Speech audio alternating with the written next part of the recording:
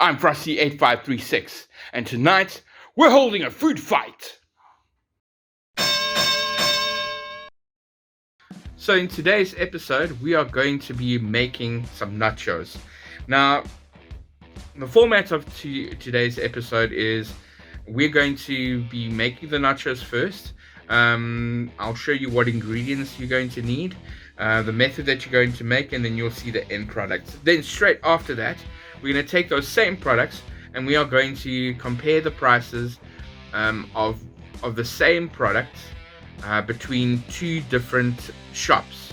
So for example, if it was tomato sauce that we use, like all gold tomato sauce, we're going to take a look at the price of all gold tomato sauce of that portion at one shop and compare the price to the same kind, the same brand, the same size at the other shop as well. So that is the basic gist behind food fights. So are you ready? Because I am. Let's start with making our nachos.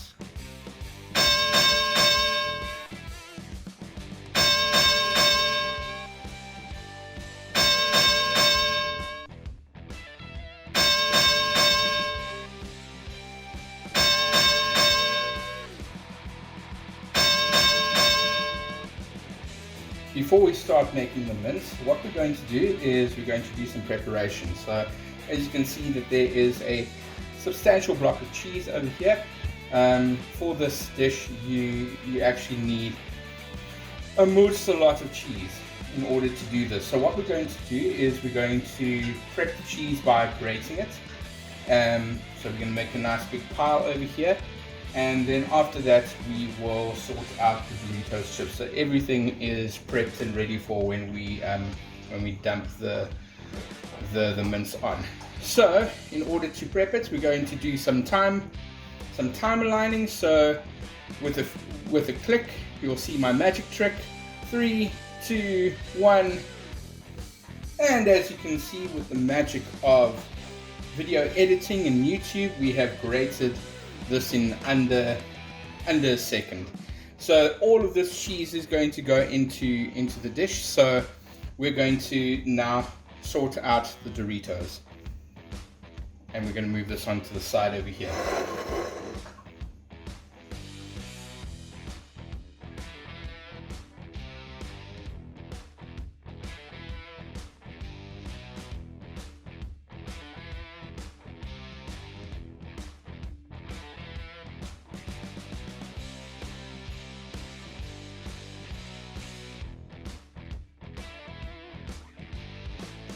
Right, so we've added the Doritos to the two bowls over here. As you can see, I've used the party bag, which and the flavor that we're using is sweet chili pepper flavored corn chips. But if you don't like the sweet chili or the spiciness, you can go for the other flavors like your cheddar cheese or your cream and chives. However, if you want something a bit more of a kick, you can go for their extra spicy Doritos. But for sweet chili, for the stuff that we're going to do now, sweet chili should be fine. So what we're going to do now is what I recommend is that you add a little bit of an indentation in the middle, just because. Remember, you can decide what you want to add and what you don't want to do from this over here. Hopefully this is a good suggestion. So what we're going to do now is we're going to sprinkle some of the cheese in there, and be generous with your cheesy helping, because it's going to go into the oven, and we want it to melt all over these Doritos right here. Alright, so we're going to add some more. We'll probably find that the amount of cheese that we grated may not exactly be enough for our helping, but we're going to make it work.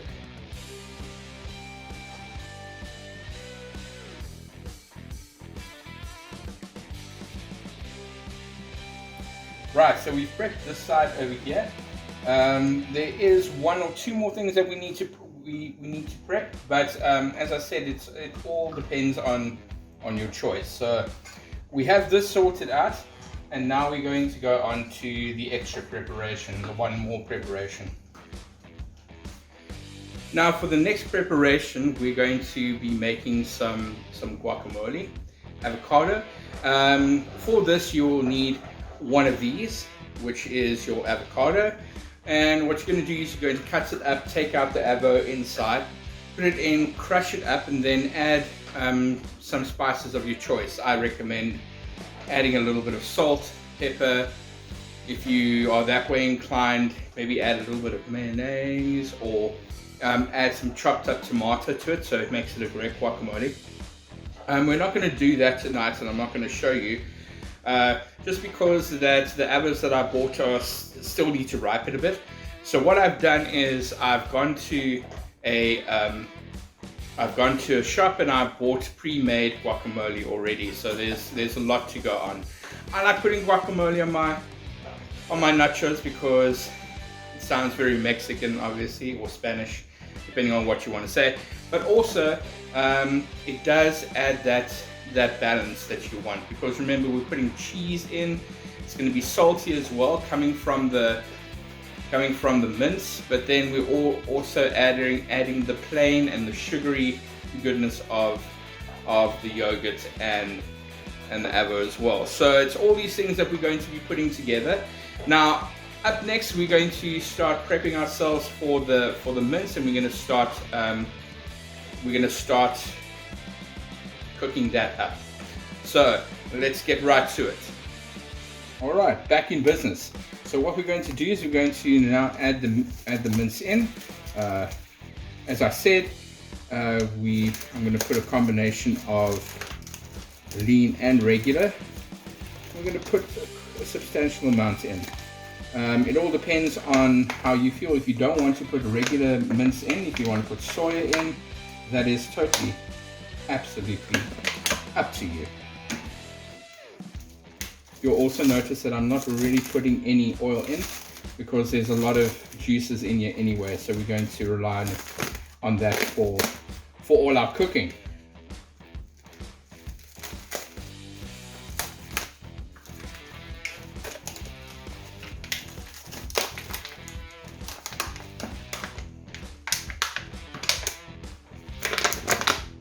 All right, and what we're going to do is we're going to mince it in, open it up a little bit so we can start getting the mince to cook a little bit easier.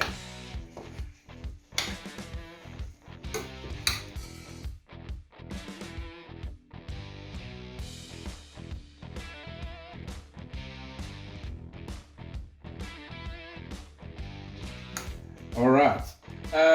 A few extra things that you might want to put in is some spices. I'm going to add some salt in for the mince, just a little bit. We're going to add some steak and chop spice, just because. Just a little bit, maybe a little bit more. And we're going to be adding some black pepper, fine black pepper, just to give it a little bit of a kick. Maybe a bit too much over there, but that's fine. And then we're going to mix it up again. And what we're going to do is we're going to mince it up once every few minutes, so we know that the cooking will be happening on every part of it. You already see that it's starting to cook nicely at the bottom.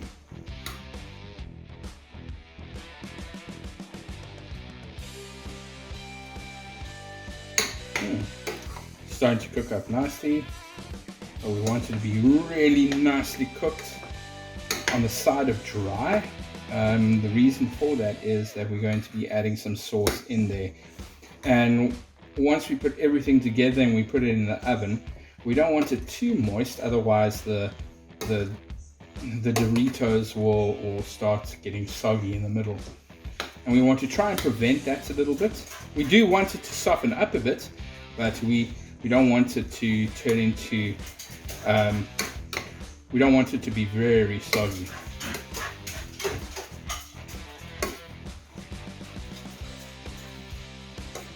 Now you can see that there's a substantial amount of mince in here.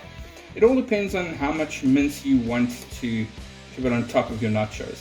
I decided to add a significant amount more because it is supper, and you know, it depends on the hunger variance. I mean, with the amount of mince that you have over here, you can actually serve up to 4 people. But for now, we are only serving for 2, which is absolutely fine. The more mince, I believe, the better. But it all depends on your philosophy as well. If you wish to, instead of putting mince in, if you want to put veggies in instead, make it more of a vegetarian type of deal, you can do that. You boil up some veggies, put it on top, and then you can add your sauces after that. You're absolutely fine. But I don't know, with nachos I really do like the mince part. The mince part is the important part of this whole deal over here. See, you can see the juices coming out of this mince nicely now. See, that's why I didn't want to put any oil in, because otherwise it's going to make it a bit too greasy for when we put it in. And we want to try and make this maybe as healthy as possible, because you never know. Your arteries will love it. Your heart will love it as well. Your kidneys, well, it depends on the liver. Dad jokes. Alright, cooking it up, cooking it nicely. Just getting there. You see, when we also put in the oven, the juices will also start cooking off a little bit, which will also be a good idea. You can see how this mince is breaking up so nicely.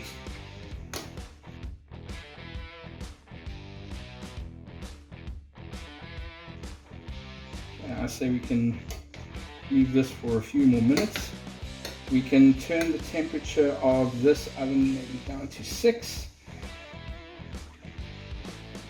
And just let it cook for a bit. Right, now that the mince has been done, we're going to add the mid-level of our nachos. So you can decide on how much you want to put in. So what you do is you try and put it in the middle first, like so. And then you can spread it out a little bit as well. So I'm going to add a little bit here. Spread it out. Like so. Let's take it more now.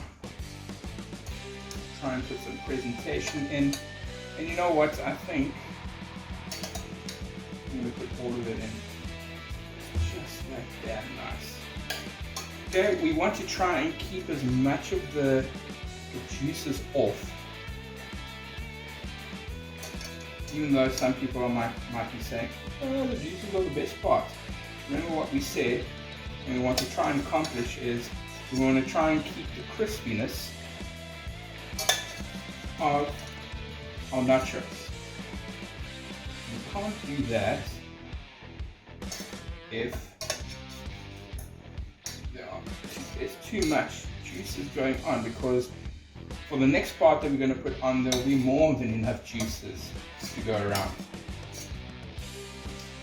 Okay, the next part we're going to add on is your choice. When I say your choice, is you can decide on whether you want to put on tomato onion mix. I recommend tomato onion mix, but for us tonight we're going to do a little bit of a combination, and we're going to use the tomato sauce. So instead of using the tomato onion mix, we can use the tomato sauce. We just need to try and open this quickly, and then we're going to add a little bit in the middle. Now remember what I said earlier about the fact that the mince is going to be quite salty. Well, the tomato sauce is going to counteract that with its sweet goodness. Okay, we don't want to put too much on.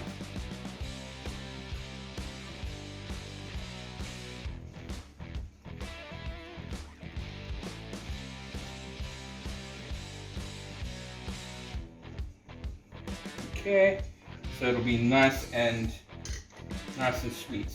What I'm also going to do for our one today is we're going to add a slight bit of sweet chili sauce on the side. Not too much, just a slight bit. So it's going to be really nice and sweet, but we're going to neutralize it, hopefully, with the last level. Now you can see that this is the mid-level, and we're going to add the last level. Now the last level deals with the last bit of cheese that we have, so we're going to be spreading it on top.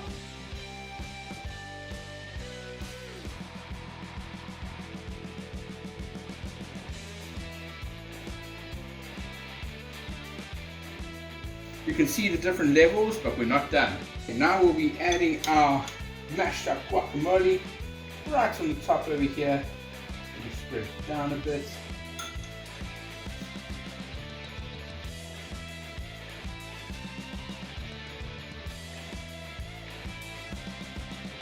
It's going to combine with the rest of the flavoring that we have over here. Lovely. And then, as our last bit, our last on the top, we're going to be adding our plain low-fat yogurt for all you health funnies out there. Okay, and we're going to put a lot on. Because everybody likes plain yogurt. Yes, they do.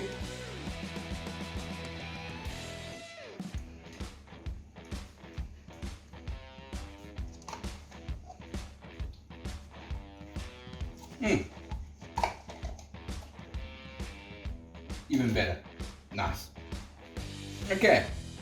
Now if you want to put an extra layer of cheese on or add more of any of the ingredients that you saw over there, by all means do so. Now this doesn't look really appetizing at the moment. However, when you put it in and we put it in the oven and it starts cooking up, you're going to see that it's a very different story altogether. So let's get that done before load shedding happens. Okay, as you can see, we've put the 2 dishes in the oven and we're having it cook for a few minutes. We're going to watch it once in a while just to make sure that it doesn't burn or anything like that. We want to try and keep it in a happy medium of crispy to sort of moist. Okay, so in a few minutes we'll check on it again and see how it goes, and then you can see the end result. And this, ladies and gentlemen, is our end result. As I said, you can add your own portions to this as long as the ingredients agree with you, but this is the how I like to put my nachos together, with the exception of maybe adding tomato onion mix in there. But the part that I like about this is the fact that we have the plain yogurt on with the guacamole and the tomato sauce underneath. So bon appetit if you've tried this. And in our next section we're going to be speaking about the price of all the products from the different shops.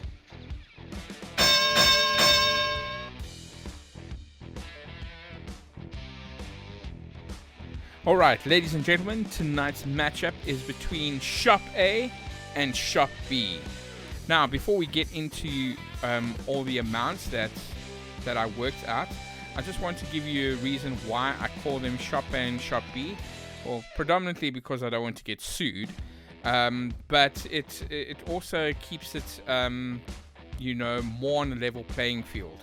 However, maybe you can figure out who the shops are by the colors that I've used for their indicators. But anyway, we're going to keep it Shop A and Shop B, and if this is a thing that you guys want me to do, we can make sort of a tournament out of it. Okay, which means that this will be the first round. Okay, so as I said before, I took the time and the energy to go to these 2 shops, take a look at their products, the exact products of both of them, to see what kind of prices they were faring at these different shops. And you'd be quite surprised that there is somewhat of a difference, and which we shall be going through now. So with that being said, let's go to the first product. that we had in our Doritos, in our nachos, which is the Doritos. When going to shop 1 or shop A, the price for both Doritos, the party bag and the regular bag, was 28 Rand and 23 Rand respectively.